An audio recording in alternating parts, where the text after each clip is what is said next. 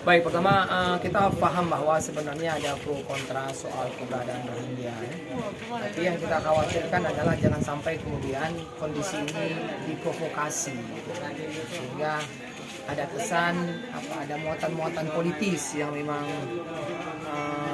sebentar ya. Sehingga ada kesan ada penolakan, tapi penolakannya itu terjadi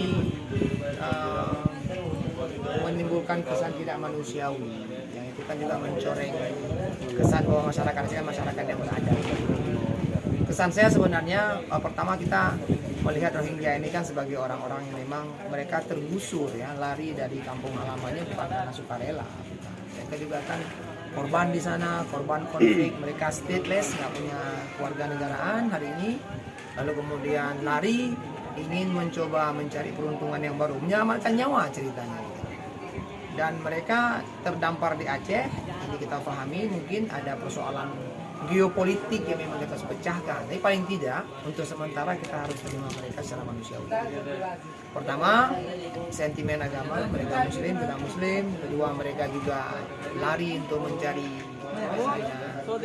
kehidupan yang lebih baik, security ya, keamanan bagi dirinya, dan ada kewajiban sama muslim paling tidak kita menampung mereka untuk beberapa hari. Jadi saya pikir naif kalau kita kemudian juga memperlakukan mereka, mengusir mereka kemudian.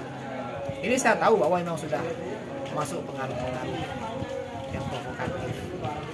Ya kalau melihat kondisi tenda saat ini seperti apa? Dia sebenarnya apalagi barusan turun hujan ya, kondisi tenda sebenarnya kurang layak karena ini kan tenda yang terbuka, angin seperti ini. Saya tahu tadi saya tanya berapa orang jumlahnya, 75 orang laki-laki dan perempuan, ada anak-anak 8 orang, nggak layak mereka tinggal di bawah angin yang terbuka seperti ini, angin badan ya.